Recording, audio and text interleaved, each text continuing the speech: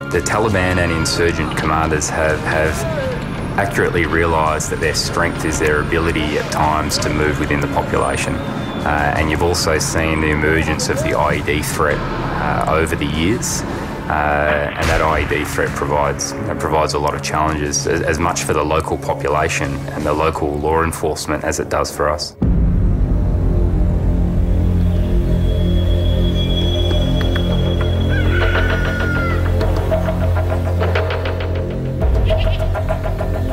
The patrol returns soon after dawn.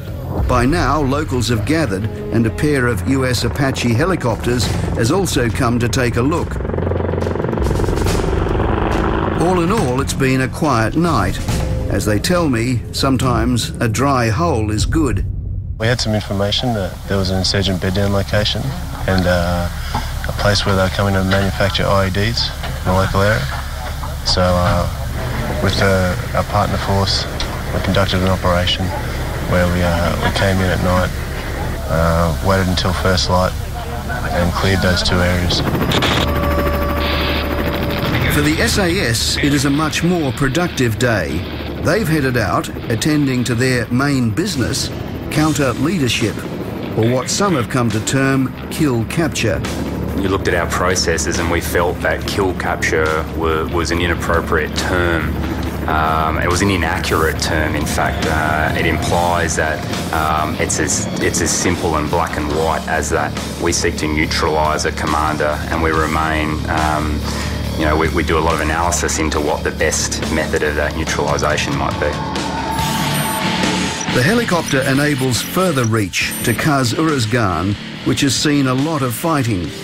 In August, an Australian soldier, Private Matthew Lambert, had been killed by an IED. In the following weeks, the SAS returned to Kaz-Uruzgan, and on September 10, they hit what they called a jackpot, killing 3 further insurgents and a master bomb maker, Mullah Abdul Qadir. The Taliban leader had commanded a cell of 30 fighters in the area. That particular insurgent commander had been active in Uruzgan for about 2.5–3 years and had a lot of linkages to the Kaz-Uruzgan district, which is where the most recent Australian fatality came, the young sniper from Tuaria. So we'd been focusing very closely on that area since that death, and this particular insurgent commander had presented and we conducted an operation against him.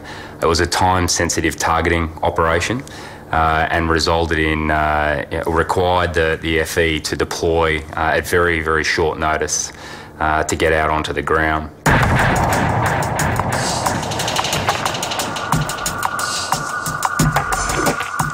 The force element had interrupted a shura, or meeting, returning also with a cache of weaponry. The 10th of September, in a mission targeting Mullah Kaya. Mullah Kaya was a senior insurgent commander based out of Kaz-Uruzgan district. And the significance of this particular weapon is it's an AKS-74. And AKS-74 are a Soviet-era weapon, and in Afghanistan they're reasonably uncommon. So those insurgent commanders that we come across, they're in possession of them, it's an indication of their seniority. It's seen as a status symbol, and they're also worth a lot of money. So therefore, a low-level insurgent is very unlikely to be in possession of one of these weapons. The Taliban leader, codenamed JDAM, had been on the JPEL, or Joint Priority Effects List. The effective hit list has attracted criticism that it hardens and further radicalises the Taliban, and that the coalition gets it wrong. If there's ever an allegation that comes through that we've done the wrong thing, there's something that not only the regiment but the individual soldiers take very seriously, and it weighs very heavily on guys' minds. It does affect morale, but as you've heard from the guys, they are confident, supremely confident in what they do. Whilst I can't talk specific numbers, what I can say is about 85% of those individuals have been captured and not killed.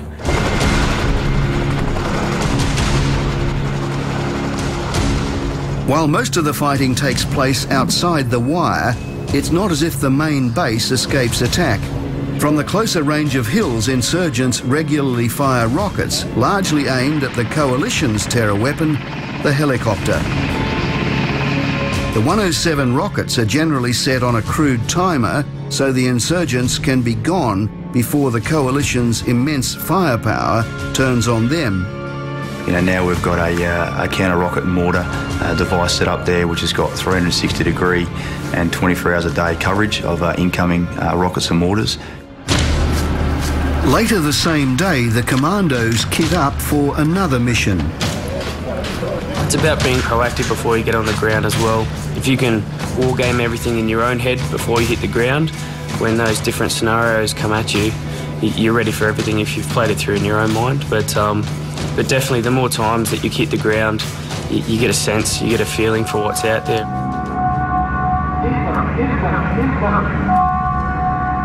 The operation is delayed, if only briefly, when sensors pick up signs of an imminent rocket attack. We are near the flight line as we hit the ground. 2 rockets strike, generating more noise than harm. It's okay to squeal if you want to. There's some close call stories about people who decided they needed to go for a piss in the middle of the night or got up to go for a smoke, and the rocket lands and it's landed in their bed space. So there's a few close calls. Though notoriously inaccurate, the rockets have claimed a victim in the tight-knit Special Forces community. In January 2009, killing a popular member of the 1 Commando Regiment, Greg Scher. So you worry about the guys out there, do you? I do. I don't know whether it's because you know them and you work with them, or if it's a female genetic thing. The Special Operations Task Group is mostly male and mostly it works outside the wire. It's small enough to be close. Females make up 5% of the company of 300. Headquarters remains in close contact. Look, it's definitely not a video game. It's not, you know, this is life and death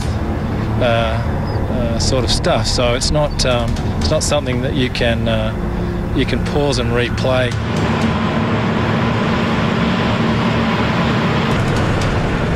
The prospect of not coming back has to be on the minds of some of these men as they board 2 Australian CH-47s.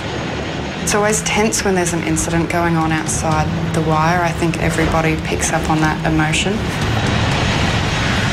The Taliban has been heard on radio relaying warnings to not fire at the elephants, as they call the Australian Chinooks, which can reply with 4,000 rounds a minute.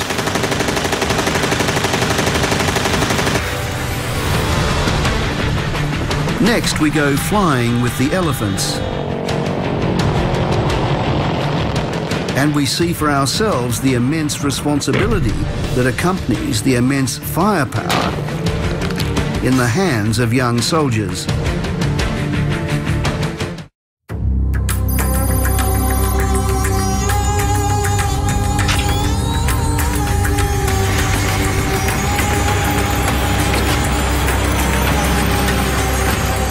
The first insertion will be of the sniper team.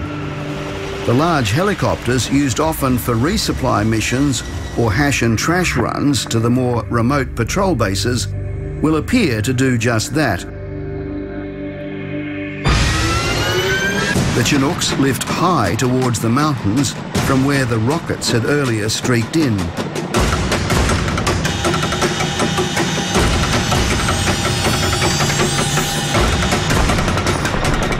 The temperature drops noticeably and the Chinooks fire their guns as the landing zone approaches.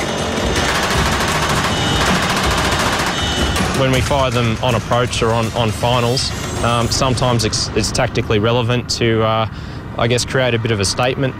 You know, that bird's coming in, you got that last 30-second call, you're having looking around at all the other guys going, yeah, this is awesome. Once you're on the actual ground, I guess it's humbling in a way that all your senses are 100% focused to what you're doing. You're looking your route, you're scanning for IDs, you're scanning for people, you're looking for normal pattern of light. The massive helicopter perches briefly on what they call the pinnacle, a patch of ground the size of a tennis court, the ramp barely touching the ground. It's a bit like the TV show Thank God You're Here, where you walk in and you don't know exactly what's going to happen, whether it be getting off a helicopter or going inside a compound. You don't know what you're going to be faced with, and you just need to make split-second decisions. And I'm not just talking about the enemy threat. You may come in, you may have a dangerous dog right there, you may have women and children. There's a lot going on. You need to assess it and then get on with it and complete your mission. And when you see those Special Forces guys go out the back, what do you think? Generally, I think we're a big sitting duck, so let's get out of here so they can do their job. The sniper team insertion should have gone unnoticed.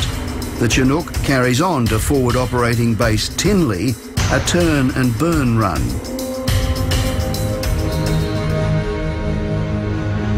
The dawn breaks the next morning on a significant day. Yesterday, when the war began, was a decade ago. As is the way of wars, they're a lot easier to start than end, and who would have thought, 10 years on, we would still be here. The US is trying to frighten the Taliban troops. More US troops are arriving in the region. The bombs again rain down. The second round of attack. We will not stop until the terrorist networks are destroyed. The world's most wanted man showed his face for the first time. They've roused a mighty giant. The dominant event that brought Australians to Afghanistan in the first place was, of course, September 11. The dominant ally that keeps Australia here is the United States. And for the US, 10 years on, it is still personal.